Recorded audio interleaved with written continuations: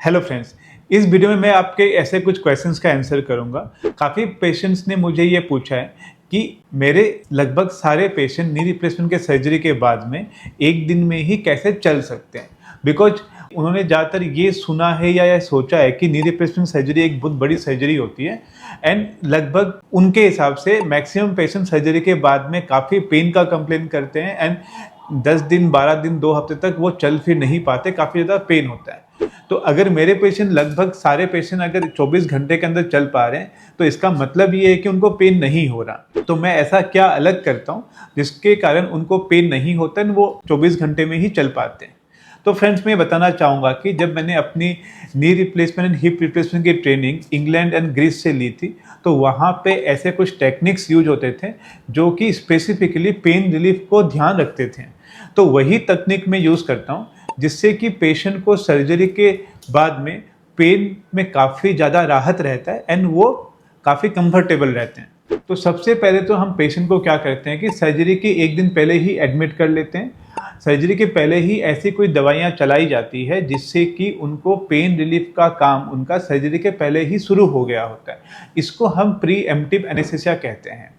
And surgery के दौरान सब पेशेंट को ही एनेस्थीसिया दिया जाता है जिससे कि पैर सून रहे, पेशेंट को पेन का महसूस ना हो।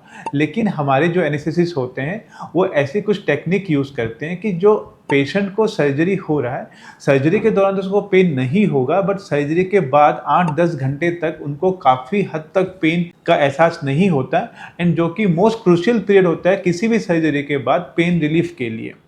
तो एक तो प्री एम्प्टिव एनेस्थीसिया हो गया एंड सर्जरी के दौरान ऐसी कुछ टेक्निक्स यूज करते हैं एनेस्थेसिस्ट जिसके कारण आपको पोस्ट ऑपरेटिव पीरियड में इनिशियल 7 to 8 आवर्स वो दवाइयाँ ऐसे काम करती है कि पेन नहीं होता। एंड सर्जरी के दौरान हम एज ए सर्जन इस तरह से सर्जरी करते हैं कि आपके मसल्स में कम से कम चोट लगे, मसल्स कम से कम काटा जाए, जिससे कि आपका मसल्स में अगर चोट नहीं लगे या मसल्स में डिसेक्शन कम होंगे तो डेफिनेटली आपकी सर्जरी में पेन कम होगा।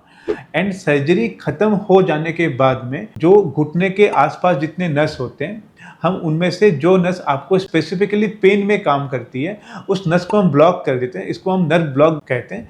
तो ये नर्व ब्लॉक जो होते हैं ये 1 से 2 दिन काम करते हैं। तो इससे होता ये है कि पेशेंट को सर्जरी के बाद में वो आराम से चल फिर पाते हैं, उठ बैठ पाते हैं, उनके नॉर्मल सेंसेशन इंटैक्ट रहते हैं पैर के, लेकिन लगभग 1 से 2 दिन उनको पेन का एहसास काफ़ी हद तक कम होता है। सो यही कारण है कि हमारे मैक्सिमम पेशेंट्स सर्जरी के बाद 24 घंटे में उठ बैठ पाते हैं, चल पाते हैं एंड 2 दिन तक उनको काफ़ी अच्छा पेन रिलीफ रहता है। जब तीसरे दिन उनको हम छुट्टी करते हैं, उनको डिस्चार्ज करते हैं, वो काफ़ी हद तक कंफर्टेबल रहते हैं। और मेरे मैक्सिमम पेशेंट्स को मैं पेन किलर की दवाइयाँ रेगुलर बेसिस में नहीं देता।